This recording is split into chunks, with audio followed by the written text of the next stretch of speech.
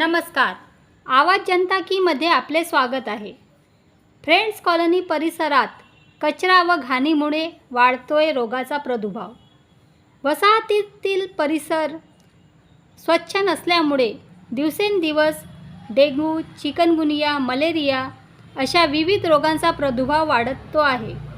Friends colony Nagpur येथील मुख्य प्रवेशद्वार समोरील परिसर कचरा व कित्येक दिवस खड्ड्यामध्ये साठलेले पाणी तसेच चिखल्याने व्यापलेला असतो. एवढेच नाही तर मोकाट श्वानाचा वावर दिवसेंदिवस खूप वाढत चाललेला आहे.